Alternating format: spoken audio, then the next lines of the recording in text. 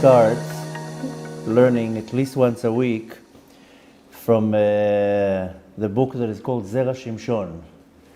Very few people are acquainted with the book or the rabbi. The rabbi who wrote it is Rabbi Chaim Kanievski. Unfortunately, the gems most people don't know. Mainstream, they learn certain teachings, and then there are gems, literally gems out there that most people don't know, that if you mention their names, never heard. So the Zera Shimshon was a very famous rabbi. He's a Kabbalist that most of his life grew around the area of Italy. He was born in 1706 and died in 1779. So that's about 250 years ago. Died, if it's 1779, that's 240 years ago. And but lived in the time of the Ramchal. He was actually very close to the Ramchal, Rabbi Chaim Kanievski. He was actually, the Zera Shimshon is the student of Rabbi David Pinchi, who was the father-in-law of the Ramchal. So that's the Rebbe of Rabbi Shimshon Chaim Nachmani. So he has a series of books called Zera Shimshon. A lot of them are on the Parashat, a lot of them are on the Megillot. Some of them are, that's one thing that I definitely want to teach and learn about Shir HaShirim and Pirkei Avot. So he has a lot of books. And he said one of the reasons why I want to teach it and also learn it is he gave a certain blessing when he died. He fell on Tisha B'Av, and a month later exactly he died. So he actually got wounded on Tisha B'Av. He was not a young man. He died when he was 73 years old. On Tisha B'Av, unfortunately, he fell. He became very ill, and a month later he died. And he apparently had a lot of money, and he requested that all the money will be divided through to poor people, and he requested that it should not be said. That usually people want to say on their tombstone or on the wall something. He says don't have to tell anybody. But later on, his son, who compiled these books, revealed that he said that anyone that will learn his Torah is going to have two very special blessings. A, he's always going to be blessed with parnasah, with good livelihood. And the second is that his kids are going to be going on the path of Torah. And I think that is a greater blessing than parnasah. Because I see so many people that they have hardship just by seeing their kids not going in the path of Torah. And he guaranteed that a person that would learn his Torah, A, will have always bracha in parnasah, which is never bad. But most important, he will see his kids always going in the path of the Torah. And in the Lashon Kodesh, kids are called Zera. The translation of Zera is sperm. But you see, when we talk about Avraham Avinu, we say Mizera Avraham, from the sperm of Avraham. I know it doesn't sound so nice, sperm, seed, but that's in Hebrew it's an appropriate word, an accurate word for offspring. So I don't know if that's the reason why, but his books are called Zera Shimshon, the offsprings of Shimshon. His name was Shimshon Chaim. So, and his books are called Zera Shimshon. And very, I don't know why, a lot of people don't know, never heard of him, never heard of the books, and not so easy to get the books. But nevertheless, with the inspiration of a good friend, we decided we're going to start learning. There's a certain group of rabbis that I like learning from their books, and most people never even heard of them. And I think it's appropriate and about time that more people will start be acquainted to many other of the teachings that are out there that a lot of people never heard of them. There's a great Mekubal who's actually connected to the Zera Shimshon, and he's known as the Ramad Valley. And he has unbelievable books. Just this Shavuot, I started learning with my daughter. We had a class, my daughter and me, because I always learn with my boys. Now the daughter also deserves, and we were learning such unbelievable things from one of his books. So, Bezat Hashem, I think we should pay more attention to learn more from these books that are less known. They're not so common. But nevertheless, we're going to learn from the Zera Shimshon, specifically on the Parasha. We're in Israel in Parashat Beha'alotecha. I know in the diaspora, they're always lagging, always one step behind. So they're in Parashat Naso. But we're already in Parashat Beha'alotecha, which has unbelievable mitzvot that we focus on. The class we had 2 days ago was specifically about the menorah. That's the highlight of the Parasha. But there is a very powerful mitzvah that we celebrated a few weeks ago, and it's in this parasha, and it's of course Pesach Sheni, the second time that we celebrated Pesach, which on the surface a very simple mitzvah for the ones who were impure, didn't finish their conversion, far away on the road, they couldn't give the sacrifice of Pesach, they wanted the second chance, and we celebrate Pesach Sheni a month after Pesach, which, needless to say, signifies that everybody has a second chance. It's never too late. I spoke about it on Tuesday. I mentioned the famous story with Rabbi Chaim from Salant, that he went through the village market, and he saw very late at night that in the market all the stores were closed. Now you go in the market at night, you have these metal doors that are all closed. So he went through the market of the village, and he saw everything was closed, and he saw from one of the stores a light shining. So he went and looked inside, and he saw it was the shoemaker. It was very late at night. There was the light of a candle, and he was sewing and fixing shoes. And when he came into him, and he told him, "What are you doing? It's late at night. Everybody went home." So he told him, as long as the candle is lit, you can still fix. Oh, he took that and he says, this is unbelievable deep teaching. As long as the candle is lit, you can still fix. The next day in the morning after Tfilat Shacharit, he wanted to give some Torah over to his students, and he told them, Kol od haner dolek, efshar letaken. As long as the light is still on, the candle is shining, you can still fix. And of course, he's referring to the light of the neshama, the soul. Our soul is compared to a candle. Like Shlomo Melech says, Ner Havaya Nishmat Adam, the candle of Hashem is the soul of a person. Then as long as the candle is lit, as long as we're here, we can do. We can letaken, we can act, we can do tshuva, we can fix. So this is the idea behind the mitzvah of Pesach Sheni. So in this week's parasha, in Beha'alotecha, we learn about this mitzvah. So we're going to learn the Zera Shimshon on the parasha is very short, I call it snippets.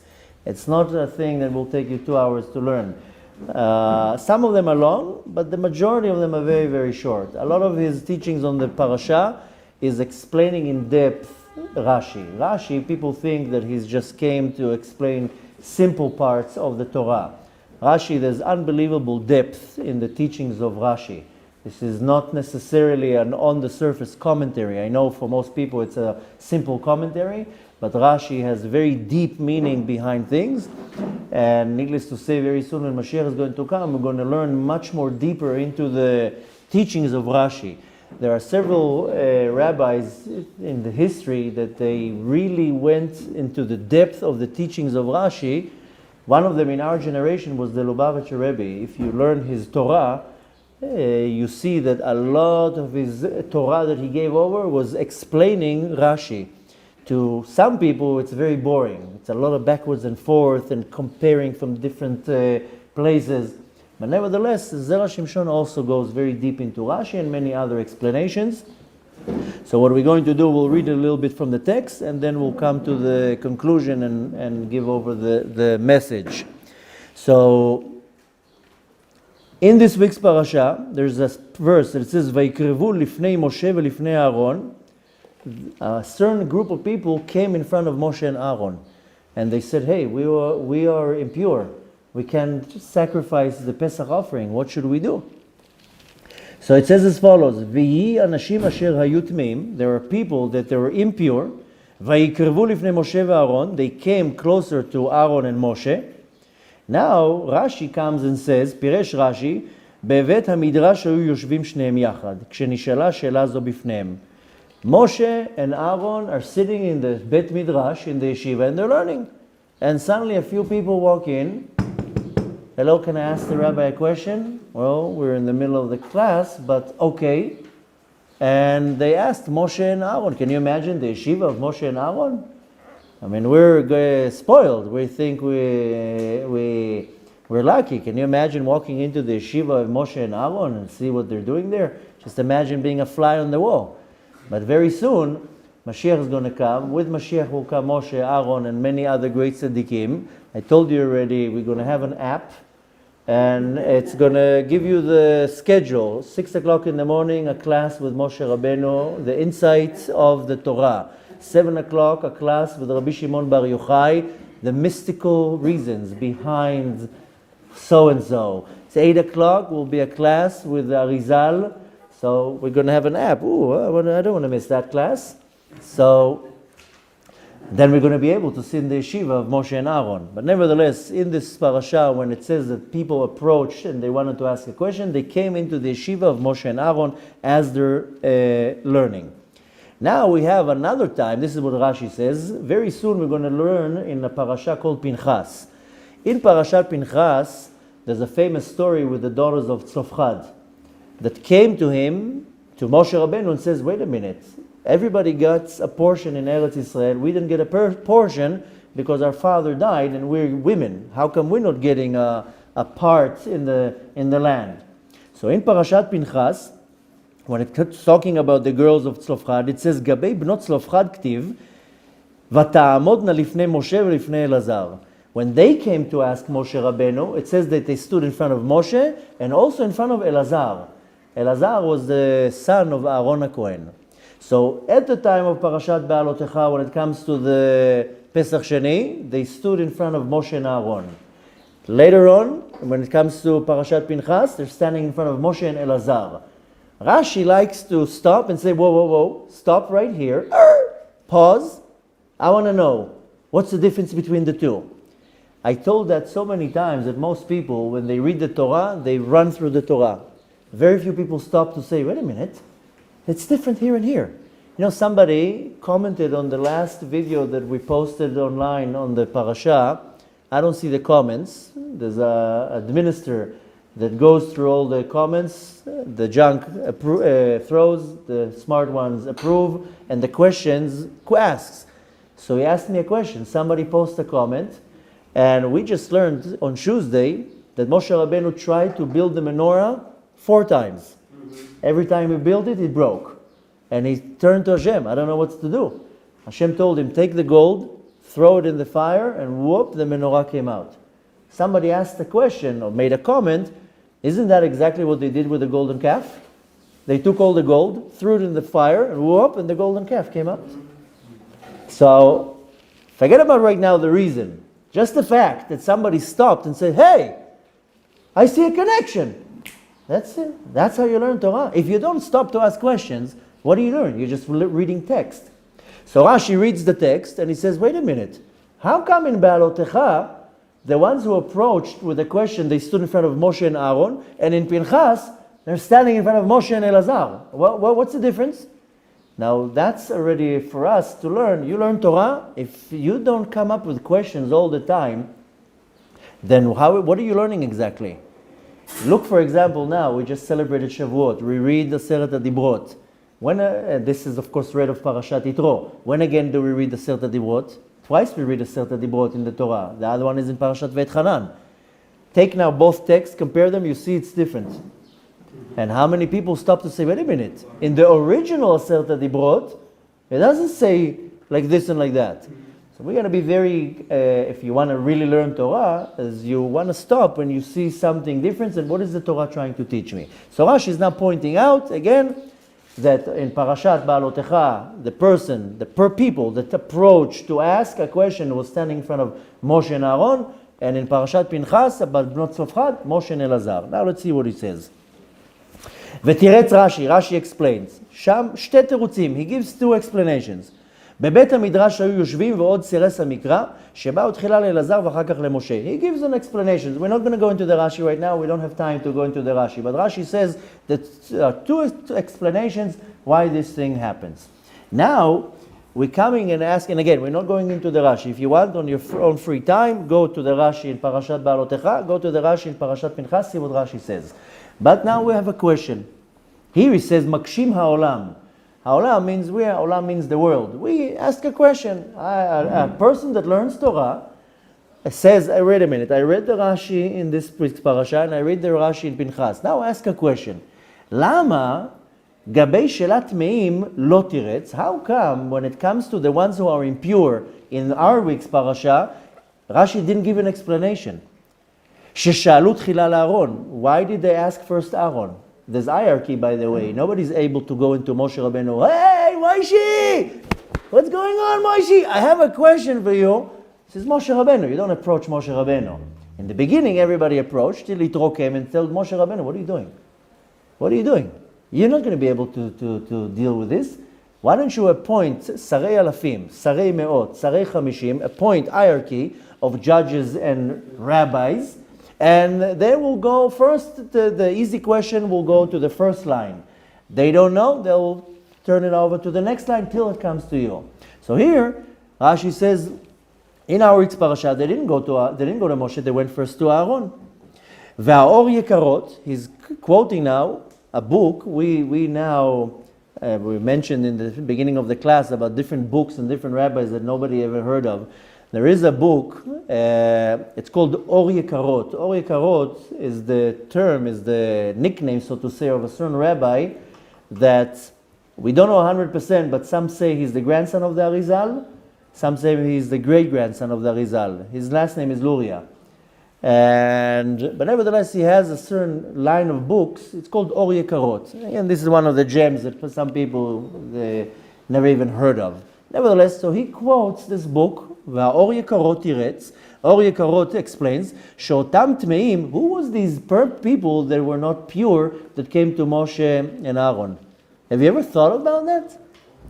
Moshe and Aaron, everybody knows the story that there were people that were impure and they came to Moshe and Aaron. Who are these impure people? I mean, if you're really following the Torah, you should know it like that. Can you think of who are these people who are impure that came to Moshe and Aaron? I will help you. It's Mishael and El-Tzapan. You know who's Mishael and El-Tzapan?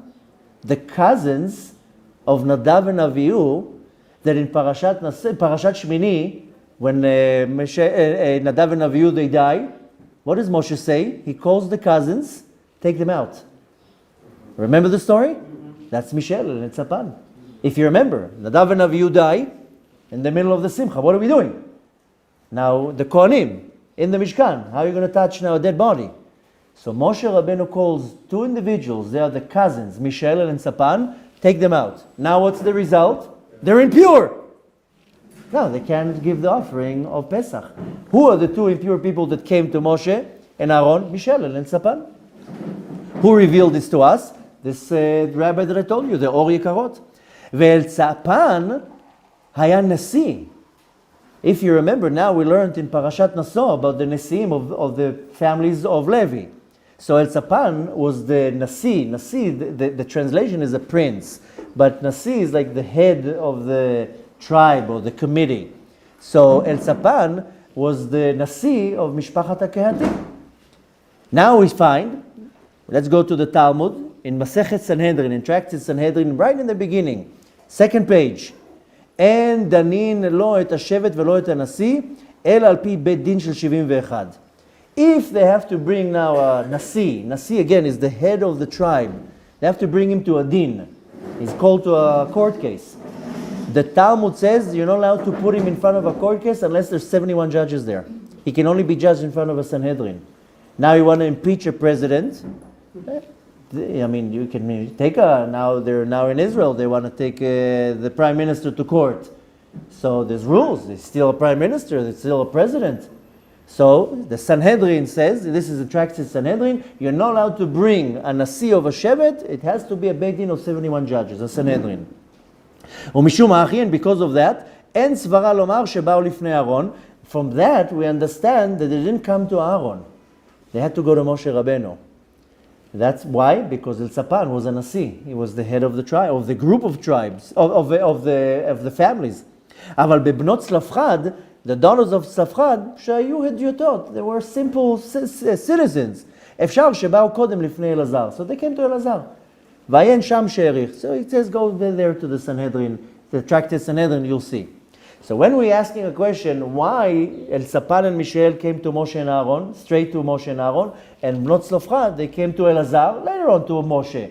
They came to Elazar, Elazar says, I don't know, let me ask my superior. So he went to Moshe. Here, they went straight to Aaron and Moshe. Why? Because Elsapan was a Nasi.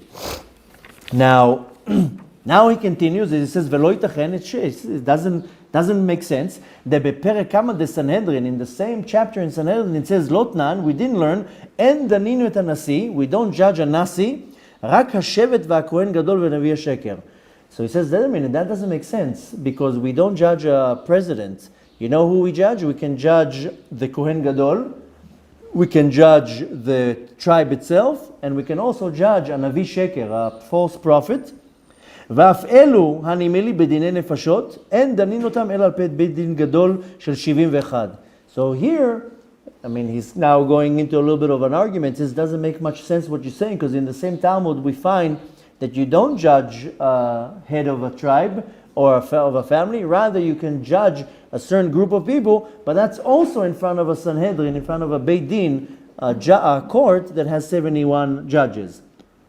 But that's when it goes to Dinei Nefashot. Dinei Nefashot is rules that has to do with people. He says, אבל בדיני ממונות, when it comes to money, in laws that has to do with money, הרי הם ככל ישראל. When it comes to money, everybody's equal. When it comes to something personal, then it depends who the person is. There's a big difference if he's a simple person, or a head of a tribe, or a Kohen Gadol, something serious. Then, yes, put him in front of 71 judges. Give him their honor and their respect. But when it comes to money, you're equal like everybody. I don't care who you are. You can be a millionaire, you can be a president, you can be a Kohen Gadol. You're equal to us as everybody. You go into a regular Beit Din. Just imagine how hard it is to judge somebody that needs to be in front of 71 judges. How do you make such an assembly? It's not so simple to go and stand in front of a Sanhedrin. A regular Beit Din, anybody will go through. So anyways, when it comes to דיני ממונות, when it comes to money, הרי הם ככל ישראל ודנים אותם בשלושה. They're like equal to any other person, and a Beit Din of 3 judges is more than enough. Don't need more than that. והכי פסק הרמב"ם, and according to that, also the Rambam brings a psak din. You can find that in Perek A, in the 5th chapter, Milchot Sanhedrin, when it comes to the laws of Sanhedrin, first halacha, and he sends you to the reference. Go see what Rambam, how he made the law here, and finish it. Okay. So what do we want to learn from that? מה נראה לתרץ בספרת רש"י? What is Rashi trying to tell me here? הוא שמצינו בגמרא, we find in the Talmud, שלפעמים נותנים רשות, sometimes you give permission לדון, you give permission to judge, אבל לא להורות, but not to teach. There's a very big difference between judging and teaching. As it says in Sanhedrin, it sends us again to a reference in Tractate Sanhedrin, 5th page, יורה יורה, Yadin Yadin. Yoreh means to teach, Yadin means to judge. And there are different types of rabbis. When a person wants to become a rabbi, to get an ordination, the lowest of all is called Yoreh Yoreh, is that you're allowed to teach, but you're not allowed to judge. You want to become a judge? Now go and learn Dayanut. Now go take another 11 tests. Then you get another type of ordination that is called Yadin Yadin. Now you become a judge. That's a whole different type of ordination. In our generation, it's a little bit different. Once, at the time of, for example, of Rabbi Meir and Rabbi Shimon Bar Yochai, they got their ordination from Rabbi Akiva. You know how many years they had to study to get an ordination? 60, 70, 80 years? Then they get an ordination. You think Rabbi Shimon Bar Yochai got his smicha when he was 19 or 20? Rabbi Akiva gave the ordination to Rabbi Shimon Bar Yochai and Rabbi Meir at the same day, at the same time. The story says that this is going to show the humility and the level of Rabbi Shimon Bar Yochai, that of course everybody knows who's Rabbi Shimon Bar Yochai. And this story is always mentioned and said when a person needs to get a good dose of being humble. Because many times when I feel that I'm great or I'm number one, I should get some respect or some recognition, and then somehow Hashem will turn it around that I'm not in the spotlight and somebody else gets the recognition, and then I feel very bad. So the story says that when Rabbi Shimon Bar Yochai got the ordination, the smicha lerabbanut from Rabbi Akiva brought into the room first Rabbi Meir. And he gave him his ordination, then he called Rabbi Shimon Bar Yochai and he gave him the ordination. So it means that Rabbi Meir got the ordination, the smicha, before Rabbi Shimon Bar Yochai. Which Rabbi Shimon Bar Yochai was a little bit like, I thought I'll get it first. I mean, aren't I a little bit better? I should get it first. So he was, his face went a little bit sour. So Rabbi Akiva said to Rabbi Shimon Bar Yochai, it's enough that me and the Creator know who you are. מספיק שאני והקדוש ברוך הוא יודעים מי אתה. We know who you are. Nobody else needs to know how great you are. So he shut him down. What's interesting here is if you look at this saying from the Talmud, you see something even deeper, that Rabbi Akiva says to Rabbi Shimon Bar Yochai, it's enough that me and the Creator know who you are. Meaning, you don't even know who you are. You don't even know your level. I know your level. That's what Rabbi Akiva, his Rebbe, says. And Hashem knows who you are. You don't even know it. You think you're great. You're 10 times more great than what you are. So this Gemara is always mentioned when a person is pushed from the highlight or from the spotlight, and that's okay. Hashem knows who you are. That's enough. But nevertheless, that's the original smicha. You learn under Rabbi Akiva for 60 years, then you get an ordination when you're 80. Not like today. But nevertheless, even today, you want to become a rabbi, there's different levels. So the first, and so to say, the simple one is called Yoreh Yoreh. You're allowed to teach. But Yadin, that's already a high level. You have to learn to be a Dayan, depending where you're going to your test. Sometimes you have to learn 7 years, 10 years, 11 years. There's about, depending where you get tested, 11 to 15 tests. That's already a much higher level. But then you can already sit at a Beit Din and be a judge. But nevertheless, so we say here, according to what Rashi says, sometimes you're allowed to teach, sometimes you're allowed to judge. And this is the Psak Halacha, this is the law that Rambam brings it down, and he quotes the place. You can find it in Perek Daled, in 4th chapter, in Hilchot Sanhedrin, Halacha Chet. Now, he says as follows, Mishu Chacham, a person that is a sage, a Chacham, Yesh lebeit din liten lo reshot ladun velo leorot. If a person is a chacham, a sage, the Beit Din can give him the ability to be a judge. He doesn't have to teach. To be a judge is not so simple. But not to teach, behisur ve'eter o le'efech. This is not a person that needs to teach right now. Give this to somebody young. If a person is a chacham, is a wise, a genius, a sage, let him judge. He doesn't need to teach. Bring somebody else to teach. ולהפך. והכי and the same thing, יתרו לא נתן עצה למשה אלא להעמיד דיינים לדון דייני ממונות. That's what Yitro said. Yitro said to Moshe Rabbeinu, you are teaching people here what's allowed and what's not allowed. Appoint yourself a few people, let them teach them. You has to be a dayan. You have to ladun when it comes to serious things. To teach what's allowed, what's not allowed. People came to Moshe Rabbeinu, am I allowed to do this and that? Yes. No. This is not appropriate to Moshe Rabbeinu. Ask Moshe Rabbeinu. Serious things. When I have a simple question, I don't call a rabbi. I open the book. Let's see what the book says. Sometimes I run into a dead end. I don't know the answer. I look around. I make my research. Then I will go to my rabbi and ask him a question. I'm going to bother him every 2 seconds with a question. That's inappropriate. That's not respectful that I go to my rabbi and tell him I'm allowed to do this and that. How many hours do I have to wait between meat and dairy? Go and open the book and learn it. Why do you go to the Dayan for that? So the same thing with Yitro. Yitro told Moshe Rabbeinu, what are you doing? You're dealing here with basic things, with how he says is heter, beisur ve'eter. That appoint judges, appoint teachers, let them teach. You have to be a Dayan. וכן נראה, sorry, we skipped a line. יתרו לא נתן עצה למשה אלא להעמיד דיינים. משה got an advice from יתרו that he has to appoint teachers. לדון דיני ממונות ולא הוראות של אישור והיתר. And he told Moshe Rabbeinu, make hierarchy. When it comes to simple things, put simple people. Comes to דיני ממונות, when it comes to money, that's a little bit hard, then put דיינים, and so forth. ולא הוראות של איסור והיתר, don't waste a brilliant mind to answer a simple question that anybody else can answer. Use that brilliant mind to be a judge, to be somebody big. וכן נראה מפשט הכתוב, and we see this from the pshat, from what the script says in book of שמות, היה אתה לעם, והזהרת אתהם את החוקים ואת התורות. יתרו tells to Moshe Rabbeinu, you have to warn everybody what is allowed to, what is not allowed to, and so forth. ופרשו במחילתא, in Parashat יתרו, in the Midrash it says, את התורות האלו, what is the Torah that Moshe Rabbeinu has to teach? אלו ההוראות. These are the instructions. ואם כן, בדין הטמאים היה דין איסור והיתר. Now when we want to conclude it, when these two individuals came to Moshe Rabbeinu, they had to ask a simple question. Am I allowed to? Am I not allowed to? They could have gone technically to anyone when you're thinking about it. It's not something so sophisticated. They only came to ask, am I allowed to give the Korban Pesach or not? Any rabbi can say, you can't. You're impure. Why did they go to Moshe? והיה להם ללך דווקא לפני משה? Why did they go to Moshe? It's going to go to anyone. ומשום הכי לא פירש רש"י, that's why Rashi didn't give an explanation in our week's parasha, why they went to Moshe Rabbeinu. Rashi didn't give an explanation.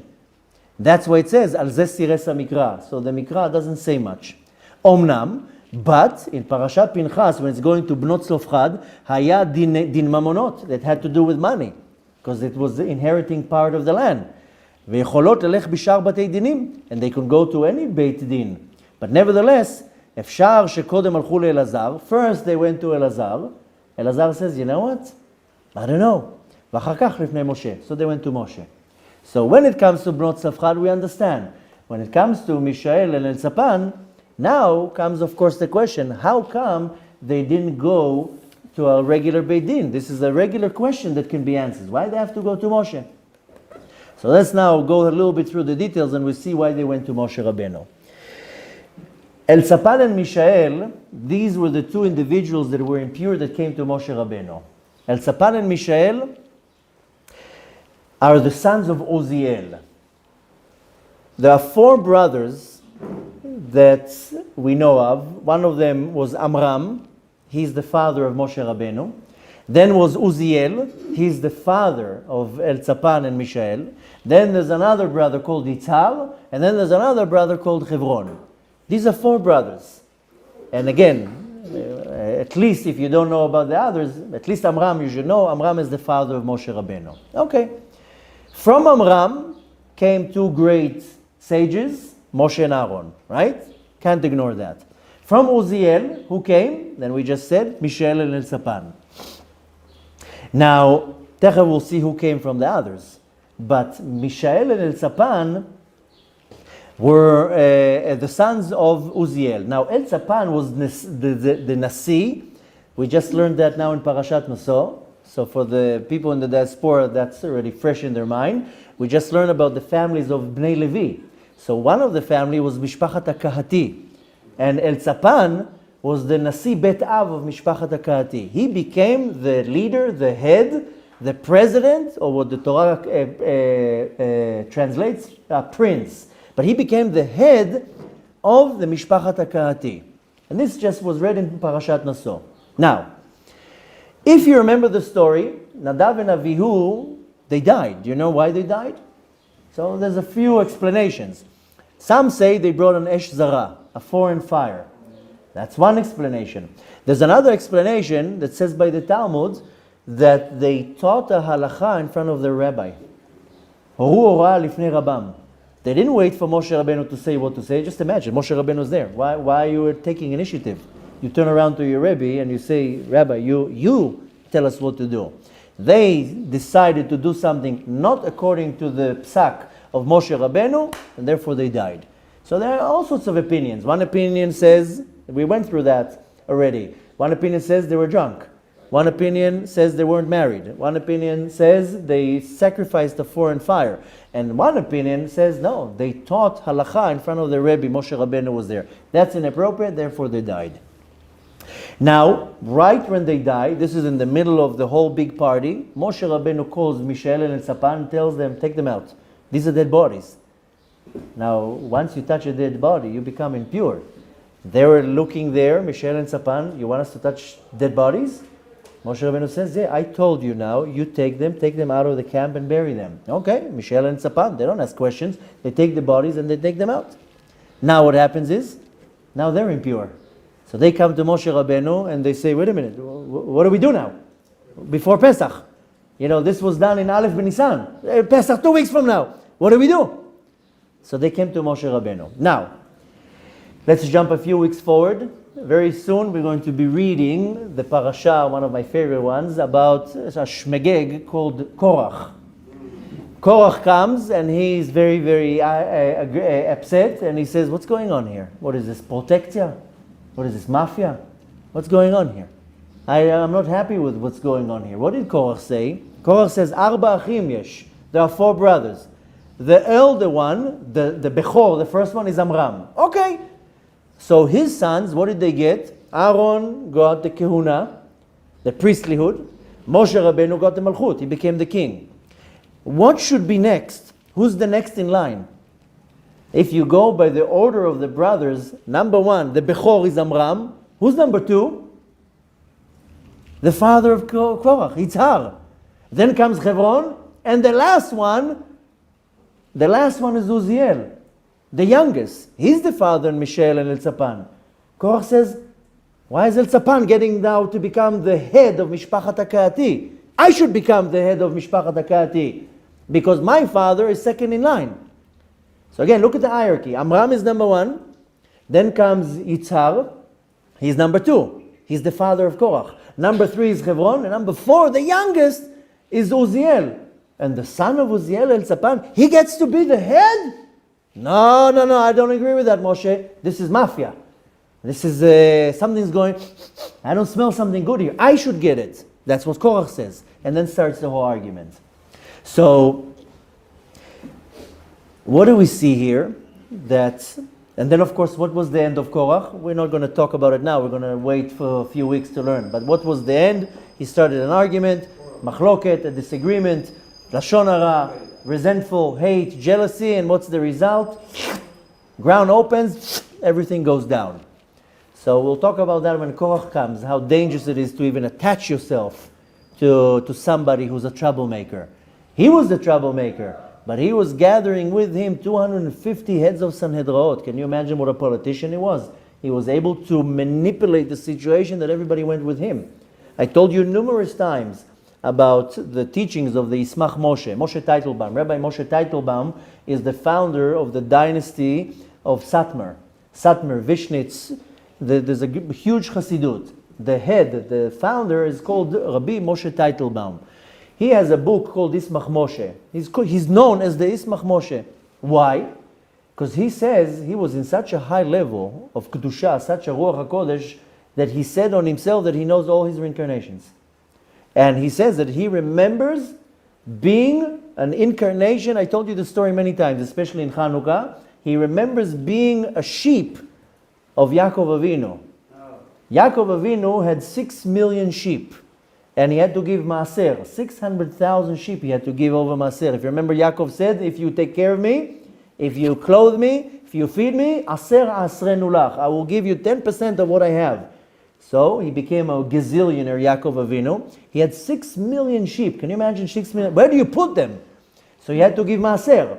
How do you count the maaser? I told you, you have all the sheep in one place, and you make a little corridor, and then you have a whole place that is empty. And you start taking the sheep through this little corridor. Only one can go at a time.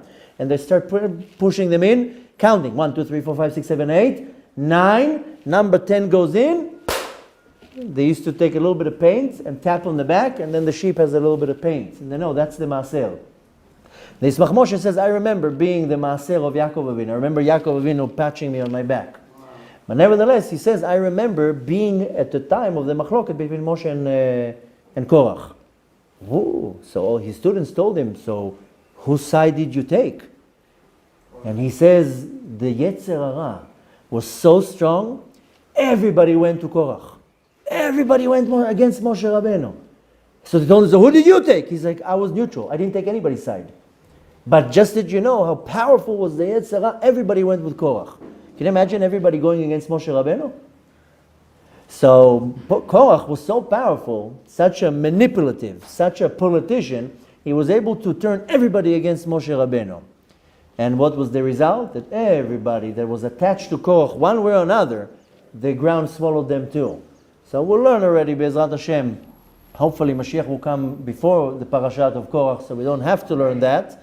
But if Chas v'Shalom, Mashiach decides to stall a few more weeks, we're going to learn the severity of just attaching yourself to a person that is as evil as Korach. And unfortunately, the main theme of Korach was Lashon Hara. You know, the one who says Lashon Hara is very severe. We spoke about that already. A person who speaks Lashon Hara is worse than idol worship, forbidden relations, and bloodshed all together. The three main sins that up until now we're trying to correct from Adam HaRishon, the sins that destroyed Beit HaMikdash, the first Beit HaMikdash, a person who speaks Lashon Hara is worse than doing all three sins at the same time. The Zohar says, En lo chelek l'olam haba. You lost your olam haba. Now, that's the one who speaks it. The one who listens and believes is worse. Can you imagine? Somebody comes and tells you some juicy information and you're like, really? That's it. You're worse than the person who actually said that. So we're going to learn the severity of Lashon Hara and slandering and all that. It's just accepting it. You don't have to accept it. Say, I don't want to hear. I don't want to hear what you have to say. The thing is that usually it's juicy and you want to hear, but the severity is when you believe that. Just the other day, somebody called me and he told me, I heard somebody told me about you this and that. Is this correct? I said, total lie. 100% lie. Nothing, there's not even a percent of truth here. He says, thank you, that's what I need to know. Hung up the phone. I said, you know what, I congratulate you, you're a very smart person. Because 99.9 people, they hear the Lashon Hara and they believe it. And now they're looking at me in a horrible way. You were smart, you came and asked me, is it true? No, okay, that's what I need to know. I just need to hear this, it's not true. So what do we want to take from all this? Elzapan and Mishael were impure, they came to Moshe Rabbeinu. The difference between Elzapan and Mishael and Nadav and Avihu, and of course Korach, Nadav and Avihu took matters into their own hands. Instead of saying, no, let me ask my Rebbe. I don't do anything without asking an authority above me. Mishael and Elzapan, they asked an authority above them. They didn't decide what to do. You think Mishael and Elzapan were two ignorant individuals? They're from the Mishpachat Kahati. They're from the tribe of Levi. They knew enough. Elzapan became the Nasi of Mishpachat Elzapan. Don't you think he knows what you're allowed to do and what you're not allowed to do? Don't you think they know they're not allowed to sacrifice a Korban Pesach when you are impure? They ask Moshe Rabbeinu. Let me ask my Rebbe. I'm not doing something on my decision. Nadav and Avihu, not to speak Lashon Hara about them, I'm just quoting the text. They didn't ask Moshe Rabbeinu. They took matters into their own hands. I know what to do. This comes from a little bit of too much geava. I know what to do. You know, not too long ago, somebody asked me a question, and I told him, you know what? I don't know the answer. Let me ask my rabbi. And later on, he told me, you know, I just gained all my respect to you. And I was like, why? I didn't give you an answer. Gained or lost? Gained. He told me, I just gained all my respect to you. And I told him, but I didn't even give you an answer. Why gain any respect? He says, because you didn't know the answer and you told me I have to ask my rabbi. If you would just throw out an answer from arrogance, then okay, maybe you would give me the wrong answer. Maybe you would lead me wrong. But the fact that you says, I don't know, I have to ask my rabbi, there's somebody above me, he's like, now I actually have respect for you. Because you don't just do whatever you want. You ask somebody that is above you. Everybody has somebody above them. Moshe Rabbeinu is the only one. That's why he got the title Rabbeinu, by the way. He's the only one. He asked Hashem. And you think Moshe Rabbeinu knew everything? Even now, here in Pesach Sheni, Moshe Rabbeinu says, let me ask Hashem. And he turns to Hashem, dials 1-800-GOD. Hashem, What do you do in a situation like this? So, Moshe Rabbeinu gets the answer from Hashem, we'll do a Pesach Sheni. So we see here that, this whole holiday, it's not a godly holiday. It's a human holiday. We invented the holiday. Humans came to humans, Michel and Sapan, they come to Moshe Rabbeinu, what do we do? Moshe Rabbeinu says, let me ask the boss. The boss says, no, make yourself a holiday. Make a second Pesach. So we can take from here such gems. This is where you want to see the pshat of the Torah, the simple explanation. That most people, I can guarantee to you, read Parashat Beha'alotecha. In a few weeks, they'll read Parashat Pinchas. I myself, I would never even think, hey, why here Rashi says they went to Moshe and Aaron, and here they went to Moshe and Elazar. Who will pay attention to such a little detail? So what I want to take from that is, first of all, and most important, is that I don't do things I don't decide things. You don't make up things. Unfortunately, in our generation, people make up things. They make a new Torah. Whatever is comfortable for me. No, you're not allowed to. You ask your Moshe Rabbeinu, you ask your Rebbe, and you have to make sure that he's a real Rebbe. In our generation, unfortunately, there are many that are fake Rebbes. It comes very, very easy in our generation. And again, you have to know how to find the right rabbi. We spoke about it the other week, that we asked the question, who do you have to respect more, your father or your rabbi? So the answer was your rabbi, because your father brings you into this world, but your rabbi takes you to the next world. So, but you have to make sure you're finding the right rabbi. You can't follow any person that has a yarmulke and a beard. I told you, when I became observant, I had a very hard time to find the rabbi, because the first rabbi that I found, in the beginning everything was amazing. Pearls were coming out of his mouth. The wisdom was unbelievable. The knowledge in the Torah, everything was wow. And then I heard him lie. Ooh, I was like, what? He just shattered this image of this perfect rabbi. How could you lie? Of course, I didn't come up to him. In my mind, I was like, so suddenly all the respect and all the awe was lost. And then another rabbi that I was mesmerized by, I said, here he's talking Lashon Hara all day long. Well, it didn't work out. So after, it took me, I'm talking about maybe a time of maybe 3 or 4 years. I couldn't find a rabbi. Every rabbi I would go, I would like, wow. And then I would see this guy's lying. This guy cares about his fame and about his honor and his respect. This guy slanders everybody around him. What's going on here? And I was at a loss. I couldn't find anybody that I could take from. Because I was like, I can't take from a rabbi that knows the Torah inside out, but then he lies or slanders or I don't know what. So what if he knows the Torah? I know people that are not even Jewish, they know the Torah better than me. So what's the big deal? You can be a learned and learn the Torah, you know it good. And I was praying to Hashem, find me the right rabbi. I need a rabbi to lead me. I'm walking in the darkness here. And I met randomly this person, and he told me, why are you so upset? I said, because I can't find a real, true rabbi. And he told me, and I told him, maybe you can give me some advice.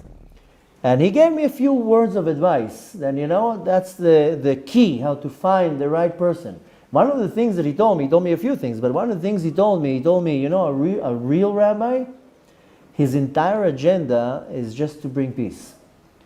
A real rabbi. If you see a rabbi that his agenda is to create a disagreement, an argument, a separation, you run away from this person like fire. Needless to say, if he cares about his honor and respect and this or that, he gave me a few, and I was like, this is literally genius. Now, go and find such a person. It's like finding a needle in a haystack. To find the real deal. And I know it sounds not nice and a lot of people get offended, but in our generation, the majority are not the real deal. The majority are fake. That's at least my opinion, and it's based on my experience, not on anything else. The majority is all fake. It's all about money and fame and power and control, and I have to be in the spotlight, I'm the smart one, and so forth. So the point that we want to take from that is, first of all, you have to find the right person to take you to the right place, because the Korach also had a beard, by the way. And Korach had a big black yarmulke, and I can guarantee to you, he had nice peot, and he knew the Torah inside out. Korach was a sage, a Talmid Chacham. Forget about that he was a millionaire, a billionaire. He was probably one of the most richest people in the generation. Up until today in Israel, this is a saying. You want to compare somebody rich, you say Ashir Kakorach. He was politically, I don't want to make the, funny comments, but politically he was very, very powerful. But nevertheless, a snake going against Moshe Rabbeinu to a point that he was so powerful he was able to convince everybody to go against Moshe Rabbeinu. That's how powerful Korach was. And I guarantee to you, Korach had a nice beard and a nice yarmulke, maybe not a black suit, but nevertheless, he looked like a great rabbi. So in our generation, there are many Korachs that you have to be very careful. What's the agenda here? What's the agenda behind this campaign? And many rabbis, they will come with a campaign and they look totally legit. But you have to read between the lines. What's the agenda of this campaign? Why is this rabbi going against this guy? Why is this rabbi going against that guy? Nevertheless, what you want to take from that is, first of all, you have to find yourself a real rabbi. As the Mishnah says, a selech harav, you can't decide on yourself. But nevertheless, you don't make decisions by yourself. Even if you know the answer, you go and ask an authority. You know, many times my wife will ask me a question, and I will tell her we have to go to the Rav to ask. She was like, I'm asking you. I have an inn. I don't need to go to the Beit Din. I have a Rav at home. I said, no. I'm not a Rav. I'm a teacher. A Rav is in the Beit Din. Like I told you, Yore, Yadin, Yadin. There's a whole different thing. A Rav in the Beit Din is a whole different level. I can come and tell you, yeah, this is not allowed to. But the Rav in the Beit Din has to give the psak. You know, for example, one example out of many, when a woman, before she goes to the mikveh, she has to check that she's clean. And if the woman sees a little stain of blood on the cloth, on the underwear, on the sheet or whatever, she has to go to the Rav and to check the stain. To see if the stain can be, sometimes it just can be dirt, not always it's blood. If it's blood, then she's impure, she can't be with her husband. She will have to push the day of the mikveh, and so forth. You know what David HaMelech used to do all day long? Look at cloths full of blood. That's what David HaMelech, they used to bring the blood to David HaMelech. You would think David HaMelech is looking at cloth of blood. Yeah, David HaMelech sits and look at it. Now, you can look at the blood and say, yeah, it looks to me like blood. Go to the Beit Din, because the Rav, if the Rav says, Tehora, you clean, in Shamayim they accept it. If I say it, I'm a nothing. So what if I look at it? I don't know anything. You know, many times you go to the Rav, you're looking and taking to the, I don't know if you ever did that. You go to the Rav, will go to the window, not on the light, and looks at it. I remember once I went to a Rav with a cloth, and his successor, so to say, was sitting next to him and looking. You know that you have to, in order to be ordained, to be a Rav that gives a psak for a ketem, for a stain, you have to do 1,000 b'dikot.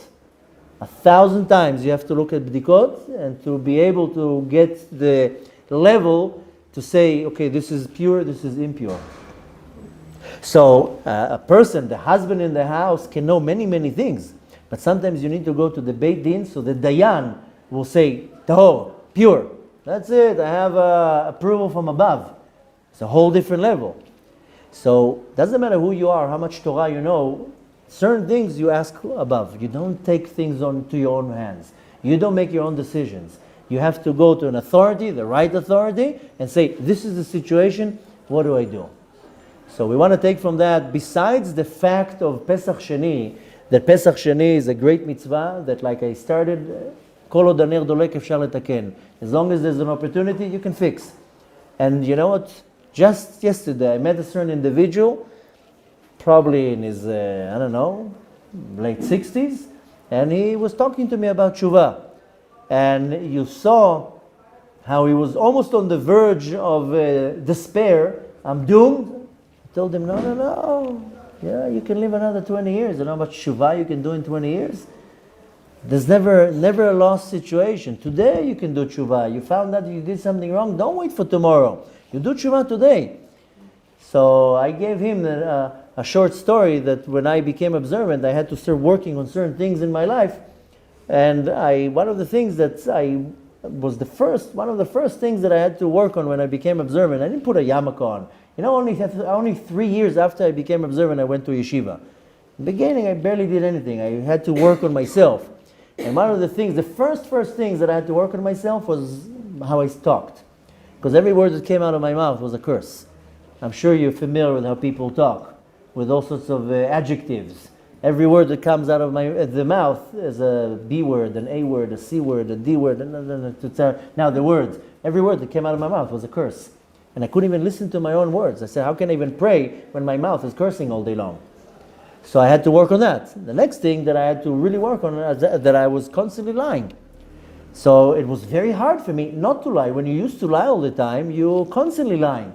And I would say to somebody a lie, and 3 seconds later, oh, no, I didn't mean it. It's not the truth. It's not the truth. That's the truth. People thought I'm a little bit cuckoo. And sometimes it's embarrassing because you say something and now how am I going to get out of this? Because I already lied to the person. Now I'm going to look like a fool coming and telling him, I'm sorry, I lied to you. So, and that's where I learned, you know what? You have the opportunity now to correct. Don't wait for tomorrow. Tell the person right on the spot, I'm sorry, I shouldn't have said that. It's not correct what I said. It was rude what I said. Whatever it is, just in that line of saying. The point you want to take from Pesach Sheni is not only on the 15th day of Iyar. It's every moment is a Pesach Sheni. That you are able to correct something. Once you leave this world, that's it. You can't correct nothing. You have to come here to a rerun, in an incarnation, to do a correction. So first of all, we want to take that if I was impure today, okay, tomorrow I can do something. So never lost chance. But mainly what we want to take from this little piece from the Zera Shimshon is the importance to understand who do I go to be judged from. Sometimes it has to be in front of 3 judges, and it's enough. Sometimes it's something severe, it has to be in front of a Sanhedrin, 71 judges. But doesn't matter who you are. Even if you are Nasi, like El Sapan, who was the head of a whole family, he still goes and humbly he asks his Rebbe, Moshe Rabbeinu, what do I do? Even though I can guarantee to you he knew the answer. Nadav and Avihu, on the other hand, they didn't ask Moshe Rabbeinu. That's why, to the strongest opinion, that's why they died. Not because they were drunk or not married or they sacrificed a foreign light, a foreign fire. Because they didn't ask Moshe Rabbeinu. They're standing in front of the Rebbe and they moreh halacha, they're teaching something. Just the other day I was mentioning to somebody, we had a meal here, and one person was eating and another person was sitting, and the person that was eating told the person that was sitting, why are you not eating? He says, the rabbi didn't sit down yet. How can I eat now? The rabbi let him, he's running around here putting drinks on the tables or whatever, let him sit, then I'll sit. And I was overhearing it, and I was like, you know, I would never even think of sitting before my rabbi sat. I would stand, and then my rabbi would sit, then I can sit. Sometimes people, they don't understand the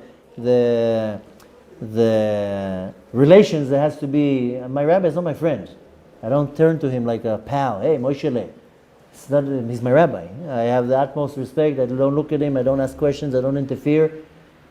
Why? He's my rabbi. He's the one who's teaching me what to do right now. You think he's my friend? You think we chat? Or we have, how do you call it, regular conversation? No, questions, chat, straight to the point, 2 minutes and over. So the point we want to take from that is to know that there's an authority above me. I don't make rules, I don't make decisions, I don't take on myself, oh no, that I know, that's okay. No, don't be so sure. Go and ask a Rav, and he will tell you what's okay and what's not okay. And needless to say, you have to find the right person. And that's the difference between Nadav and Avihu and El Sapan and Michel. El Sapan and Michel, as great as they were, let me ask my Rav. Whatever he tells me, that I do. And the reason why it's so important, not because I want to give the right respect to my Rav, is to humble myself, that I know that I'm not the authority. I don't care who you are and how long your beard is. I'm not the authority. There's somebody above me. And as long as I know that there's somebody above me, then by default I'm always humble, because I know I am not the one who's calling the shots here. I am not the one who's running the show here. There's somebody above me, and if I live in the shadow of the somebody above me and I'm humble, then I'm constantly going to be in a level of Yirat Shamayim and Midat Anava, and I'm humble. I don't look at other people that I'm greater than everybody. And you see that our greatest leaders were always humble. Moshe Rabbeinu, David HaMelech, Yosef Atzad, they were humble. There was always somebody above me. B'ezrat Hashem, we should have the desire and the will, the ability to understand that as great as we are, as even that we think that we are great, we're not great, but there's always somebody above me. There's always somebody that is smarter than me, that is more right than me, and that's someone that I need to not only give the respect, it's not about the respect, it's about how much I get from that person. I have to find the right person that gives me the right answers, and even if I know the answers, I also know to open the book and read the halakha. But you have to go to the authority to tell you that you're allowed to do, that you're not allowed to do. Like I told you with the story with my wife, how many times she tells me, I don't need to go to the Rav, I have you. That's why asking you. I'm not the one who gives the answer. I can give you the recommendation, but to give you the psak, the law, the din, go to the Beit Din. You have to go to the Beit Din. And you know what? Even the one in the Beit Din has somebody above him and somebody above him. Everybody has somebody above them. B'ezrat Hashem, we should have the midat Anava to constantly to understand that there's somebody above me. Needless to say, the Kadosh Baruch Hu. And B'ezrat Hashem, we should be able to constantly be able to apply the Pesach Sheni in our life to know that kol od ha'oner dolek, as long as the candle is lit up, אפשר לתקן, we can correct.